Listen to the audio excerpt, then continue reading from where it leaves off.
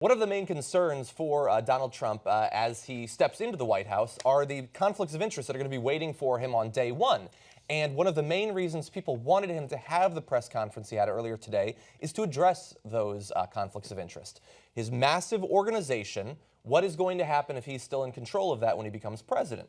So, of course, he was asked about that. We're going to go over what he has pledged to do to get rid of some of those ethical concerns. We'll see how we grade it. Here's the first video. My company is much bigger, much more powerful than they ever thought. We're in many, many countries, and I'm very proud of it.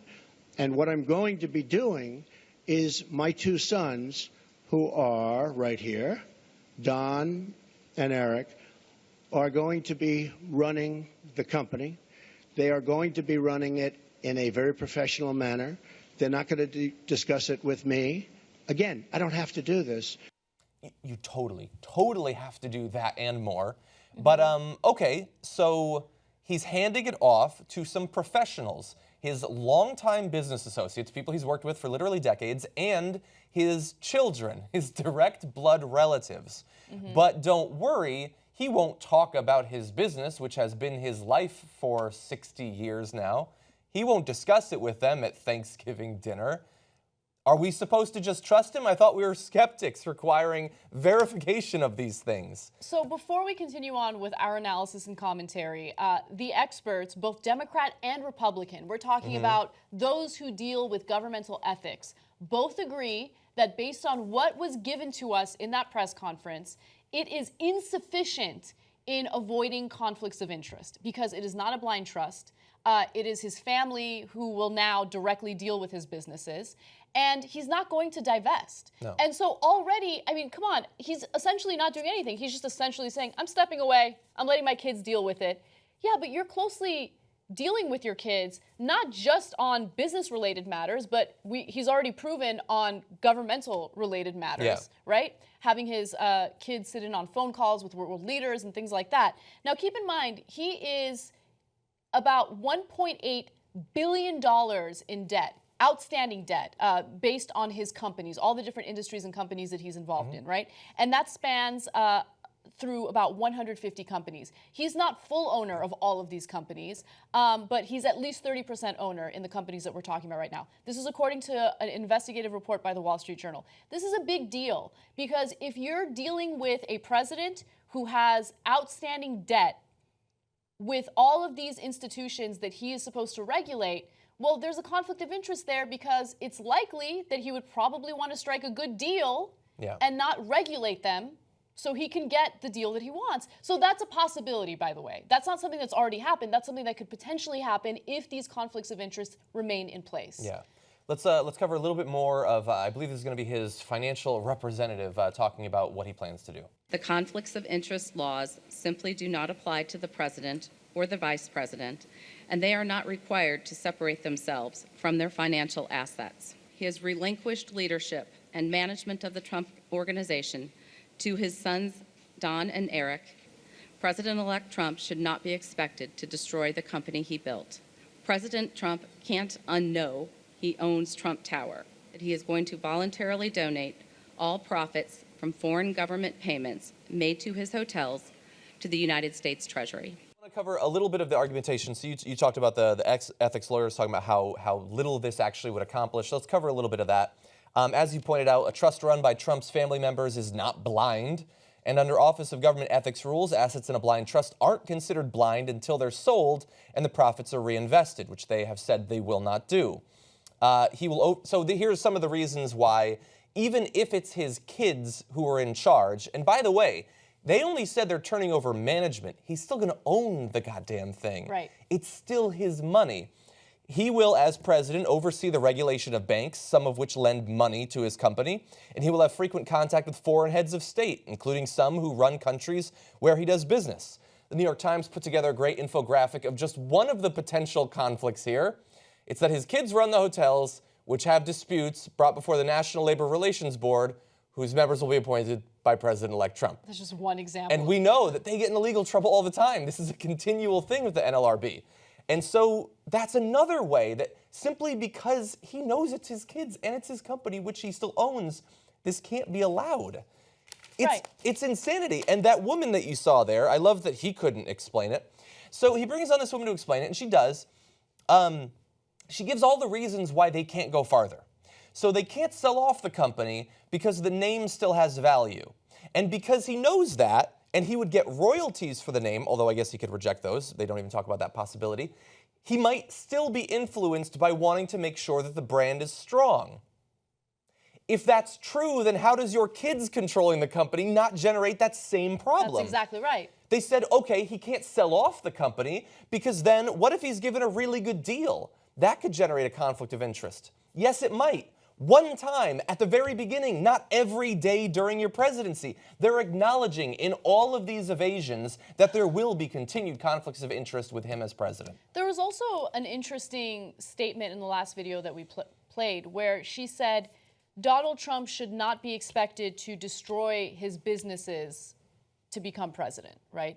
But we know it's in the Constitution, the Emoluments Clause, which no one has ever heard about prior to Trump becoming president, let's keep it real, specifically states that as a federal official, you can't have these types of conflicts of interest. They think that it doesn't apply to the president, okay? Which, by the way, unfortunately, when it comes to this issue, we don't have a lot of court rulings, a lot of a study, and a lot of precedent. Yeah. However, I think based on a lot of experts and their interpretation of what the Constitution says, yeah, this goes against the Emoluments Clause. So when you become president, it's not supposed to be this gigantic power grab. It's supposed to be a position of sacrifice in a lot of ways, right? Because you are supposed to be representing an entire country full of people. You are supposed to be their leader. I mean, when you really think about what the presidency is supposed to be, it's the exact opposite of what Donald Trump identifies with, right? Because he's obsessed with power. He loves the power. He loves winning. That's what this has all been about for him. So, okay, you don't have to destroy the businesses, but you have to divest from them because you can't make a buck off the American people, right? You can't use your position of power to benefit your own business interests, and that's it. So, I mean, it's interesting because we've kept going through all of these discussions about political corruption during the election, and there was a lot of justified criticism of Hillary Clinton and her ties to Wall Street and how corrupt she is. I mean, crooked Hillary, corrupt Hillary.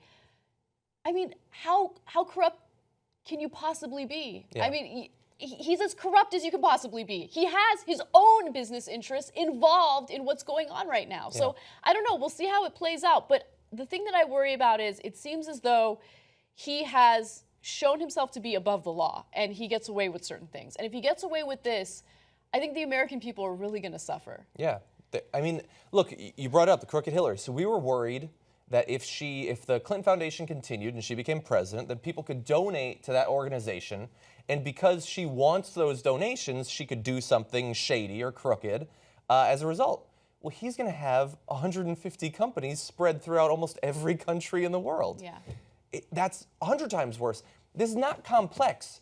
You knew you were going to potentially become president. I don't care if it's inconvenient or complicated for you to do your fucking duty.